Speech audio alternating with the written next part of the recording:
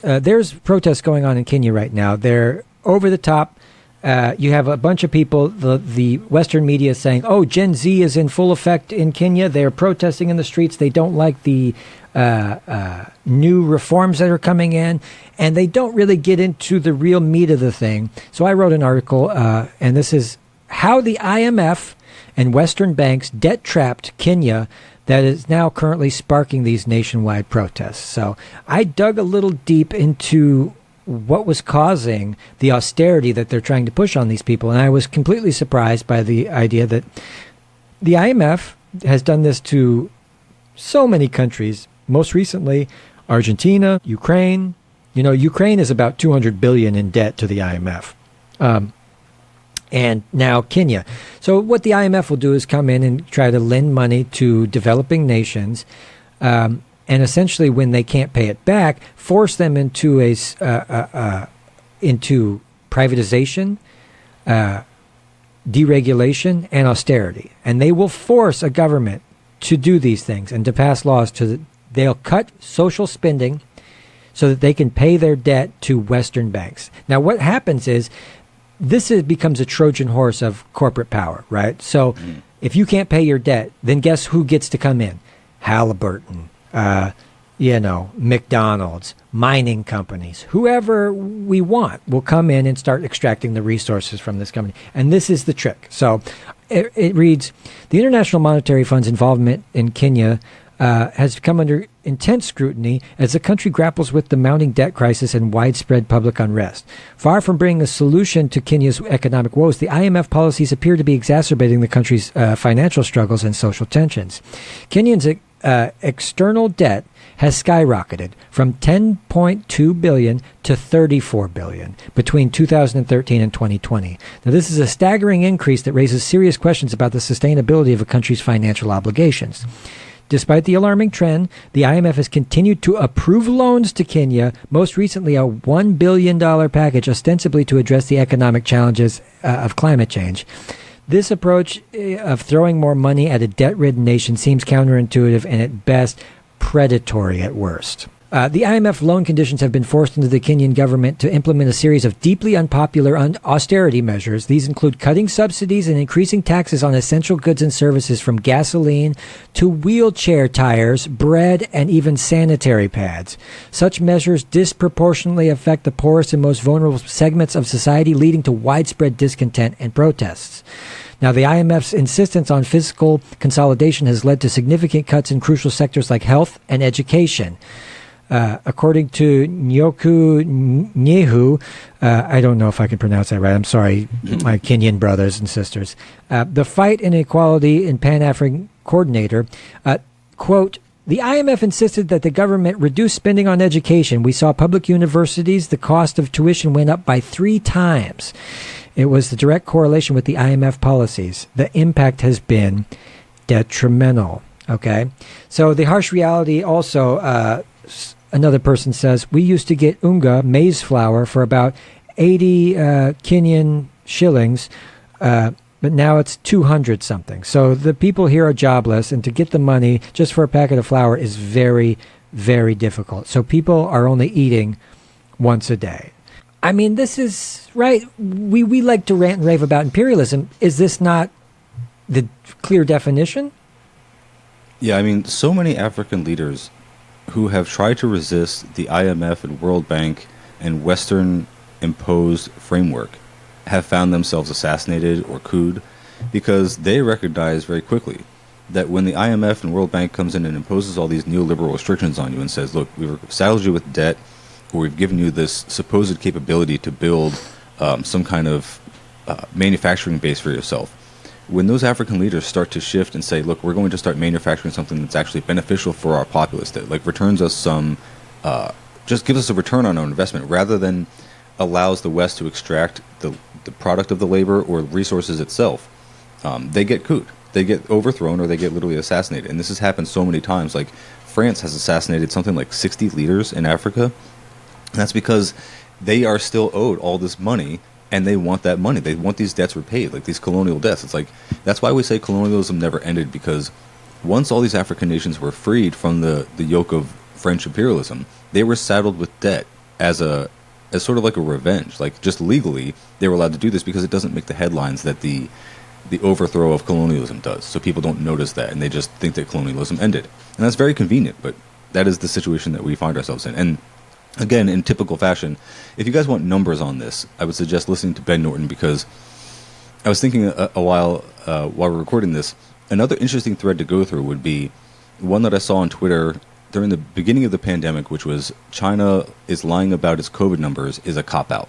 And it's this guy who goes through Financial Times, because if you want the truth about what's going on in geoeconomics, you have to look at financial press. You don't look at like the mainstream press that like puts a narrative spin on anything. You look at the actual financial press that like investors are reading, because that gives you just the raw numbers. And that's why investors like sometimes come out with like weird takes, like we should do more friendly investment with China rather than trying to stoke war, which goes against what like all of mainstream politicians and economists are even saying, because they want to do like protectionism. So this thread, it goes into like why it doesn't make sense to say that China is lying about their COVID numbers, because you can look at actual resources. You can look at things that they are importing. You can look at things like the drugs, the plastics that they would need to like assist people who are like going through COVID. And the whole point was like he goes through graphics and stats to show that like China actually was just combating COVID better than the West was. It wasn't that just they were lying about their numbers. And so in the same vein, when people say that like China is doing debt trap diplomacy, where they're like invading African nations and then saddling them with debt, that is actually what the U.S. and the West has always done. And it actually doesn't even make sense to say that China could, because they don't have the military capability. They don't have the ability to wield the stick if these African countries don't take the carrot of whatever debt they're being saddled with. So there is no reason for these African nations to make a deal with China unless it is more mutually beneficial than it would be to sign with the U.S. or Europe. So again, it is always just projection that the U.S. and the West does in their mainstream press, and then people just believe it. Yeah, and I judge it highly about who's because we can forgive debt too, and China has come through and forgive debt. So be on the lookout. Who's relieving more debt? Who really is trying to help somebody else and not debt trapping? Keep riffing for a second. I got to go turn something off. Keep riffing. I'll be right back. Yeah, no problem. I'm trying to think of what else. There's some other point I wanted to make about just how propagandized people are. Even with when it comes to Russia, I want to make the point that like people think that Wagner Group is some kind of like fascist paramilitary group. And I'm sure they do have their issues with a bunch of like far right nuts in their ranks. But when you see something like Wagner Group helping out Ibrahim Traore in Burkina Faso, like that is still a beneficial thing. Just like when I say that we should critically support Russia or Iran, not because they are leftist or socialist powers, but because they are doing anti-imperialism in a material sense. It's like I feel like a lot of people have turned against an African leader who was doing good, right by his people, who was kicking out the French colonialists who control all the uranium in that country and do so for profit. He's literally kicking them out as we speak. And people here in the West are like, oh, he's going to be like an authoritarian dictator. It's like, based on what? Just because of the color of his skin? It's like, just on latent racism. And again, the fear-mongering about Russia or Wagner, people assume that this is going to be like a Idi Amin situation, where it's much more similar to Thomas Sankara. Yeah. God bless Thomas Sankara. Ibrahim Traore, he big fan of Thomas Sankara. And anybody who, if you're not a communist or whatever, and you think you're very skeptical about the whole communist thing, because your go-to is Joseph Stalin or Mao and sort of the things that happened during that, go take a look at what Thomas Sankara did to his country and how fast they fucking killed him for it, because he was a decent guy. Gaddafi too. Gaddafi was given money to people to get married. He was given, education reforms, land reforms. Lumumba, come on, guys. Well, we should do a whole series on that. It was in Africa because he was helping out African revolutionaries there. It's like they weren't able to get him in Cuba, and maybe that was just like happenstance that they weren't able to, but like they definitely went after him a lot in Africa, and that's where they killed Che. Yeah. Isn't that crazy? So Argentina is another one of these IMF debt trap companies. So Argentina's tumultuous relationship with the IMF spans decades. In 2018, the country received a record $57 billion loan from the IMF, the largest in the fund's history. Wow. However, this massive injections of funds failed to stabilize the economy. Instead, it led to a deepening of the country's debt crisis, sparking widespread protests and contributing to the defeat of President Mauricio Macri in 2019. The stringent austerity measures demanded by the IMF included cuts to public spending and removal of subsidies. It completely fueled public anger and economic hardship. This pattern of IMF intervention, followed by social unrest and political change, has been a reoccurring theme in Argentina's recent history. The other one is Ukraine. Okay, so Ukraine's experience with the IMF has been equally contentious. Everybody knows the 2014 maiden coup, where the CIA and whatever, America was really rooting for the overthrow of Yanukovych. Ukraine became heavily reliant on IMF loans. The fund's structural adjustment policies led to significant cuts in social programs, privatization of state assets, and the dismantling of labor protections. Oh, that sounds real democratic, guys. Very Western. These measures contributed to economic hardship for tons of Ukrainians and led to the instability that we're seeing today. The IMF's involvement in Ukraine has been criticized for prioritizing the interests of international creditors over the welfare of Ukrainian citizens and potentially exacerbating the country's internal divisions and external vulnerabilities. Now, see, and right there you have a bunch of Ukrainians who are confused about what this war is really all about. Look closer at the debt and look closer. Why does the West need to align itself so much? It's another one of their great neoliberal experiments, like they pulled in Iraq. Oh, we're going to turn this into a democracy where we can siphon all the resources out of this country. Just look at the businesses that are already greedily rubbing their hands together to come in there and rebuild Ukraine after this war is over. It's BlackRock. Yep. It's all the investment companies. It's all the private equity. Yeah, and that's their money that they invested in the first place. They want to get it back, and they're going to do it by going in there. Same with Israel. They cannot wait for this beachfront property to pop off in Gaza. Did you see this riot that was happening in L.A. where these guys came out to there was a protest against Zionism or whatever, and the Zionists came out. It was an event that was selling real estate in the occupied West Bank. Mm-hmm. Illegally. And of course... Yeah, illegally. And these people come out and protest it, and then a bunch of these nut jobs, beat them up. That's why I say, get fit, get guns, do some jujitsu, learn your shit, be tough, leftists, because we can be strong in the mind, you got to get strong in the muscles. You got to get some muscles going. An alternative point of view, I don't know, it might be risky to say, we might end up cutting it, but it's I feel like leftists should embrace technology, drones, even just sniper rifles. Check out our long range on Reddit. It's all about, there are a bunch of right-wing chuds because those are the guys who inhabit these spaces in every pretty much sporting goods space online. But our long range, it's all a bunch of dudes talking about hitting targets very small, 1,000, 2,000, 3,000 yards out sometimes.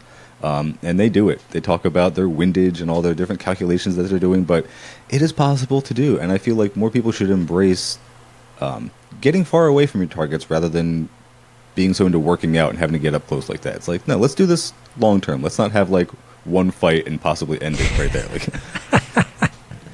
Yeah.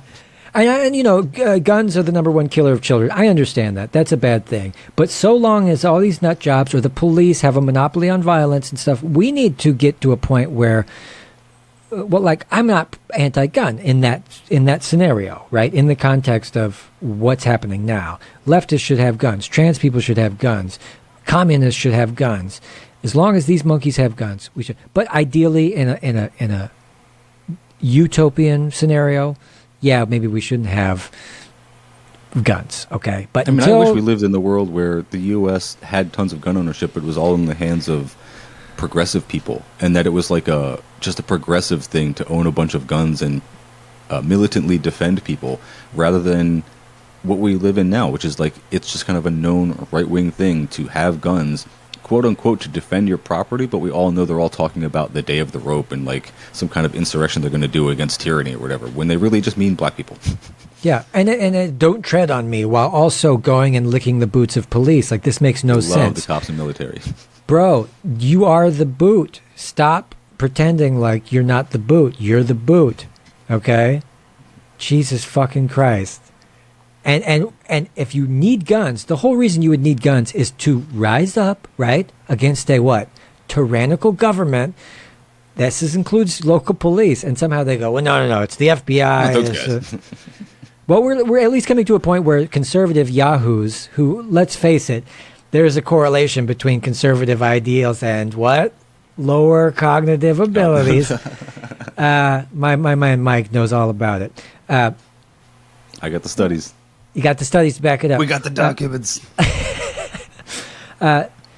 You guys, yeah, we need people that are intelligent to have guns. I guess that's my final thought on that. I mean, it would have to... Otherwise, what's the point? That's what I'm saying. What's the point? Otherwise, you're going to keep killing children, killing black people, killing each other. The kids kill each other. They bring the gun to school. My dad's got my gun. Idiots having guns. This is not good. But, yeah, I wonder if liberals had guns or leftists had guns, how much they wouldn't really use them too often. But if a militia rose up every time that there wasn't police accountability and we fucking shot 10, 20, 30 cops, blew up a police station, maybe we could stop, tyrannical forces from prevailing. But, dude, we're up against so much. Like we just were reading about the private prison industry and the military arsenal that local police and Frog Balls, Oklahoma get. That's crazy. I mean, my point in saying that earlier was that because the right is allowed to have guns and the left is looked at as like scary when they do, like I was talking on my Instagram live video this morning about how every time I've seen a real Marxist group pop up in the last few years, like during Black Lives Matter, there was quite a few where you'd see like militantly armed young black men are organizing in a principled way and saying things even to like the media when they would get interviewed, saying like, look, we are fighting with solidarity for all oppressed people. We're not doing like anti-white racism or anything like that you're accusing us of. We want everybody to stand together and rise up against these oppressive forces that are holding all of us down. And you would hear about them and then they'd be gone in like a month. And that's intentional. Like, these orgs are quickly targeted and they're very adeptly and effectively neutralized by the government. That's like that's the world we live in. And that's why I'm saying, like, when you live in the country where it is just assumed to be a right-wing thing to have a bunch of guns, that's because you live in a right-wing country where the government tolerates that. Like, that's just to say you live in fascism. Whereas if you lived in the country, like maybe China, where their PLA is communist in name, like they literally are a communist organized army for the Communist Party, it's like people who are in the PLA are allowed to have guns and they have a lot of experience with guns, but those are fucking communists and they crack down really hard on the fascists. Like, that is what authoritarianism looks like in China, is like if you express fascist ideas, if somebody in your community even thinks that you're doing it, like you were smart enough to keep it off of the social media or whatever. It's like if somebody thinks you're a fucking fascist in China, you're getting reported and the state is cracking down on you. You're getting re-educated. That's what communism is. Like, that's what we want. Yeah. Look, we're all equal, and if you got a problem with that, I'm going to fucking kill you. All right? Yeah. And I dig it. I fucking dig it, Because, like I said before, organizing society under any attempt to organize society, it's going to be under it's going to have to be coercive. And that's okay. I've learned to accept that. It's unfortunate that we can't all be hermits that live in the woods with no laws and no rules. Yeah.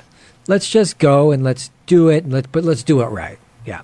So the other thing was Greece, of course, totally famous for the IMF totally screwing them over. The Greek debt crisis was a subsequent IMF bailout program, notorious example of IMF intervention leading to social unrest. The harsh austerity measures imposed as conditions of the bailout led to severe economic contraction, skyrocketing unemployment, and dramatic decline in living standards for many Greeks. We'll get Yanis Varoufakis on here one day, I hope, and he can tell us all about it. The last example I had was Egypt. Same thing. IMF-backed economic reforms implemented since 2016 have led to significant hardships for ordinary Egyptians. The floating of the Egyptian pound, cuts to subsidies, and the introduction of new taxes has resulted in soaring inflation and sharp decline in living standards for many. So when you talk about international development, be suspicious. That's all I can really say, you know? So, next. Last I can't story. think of any situation outside of like World War II where I would have even critically supported the U.S. in some kind of military venture. Like, that's the last time. It's like there has never been a situation in our lifetimes where the U.S. has actually been the liberators in any kind of military way. That's simply not the case. I can't think of one either. I mean, Desert Storm, we went over because Saddam Hussein invaded Kuwait, but he did it with the weapons we gave him. So it's like... It's like every time, dude. What the fuck? Yeah, World War II. And when we come in late because we think it might be in our interest to come in late. Exactly. And then, now that the communists have done most of the work, we'll come in and then we'll tell all the school students that we kicked their asses real good. Yeah.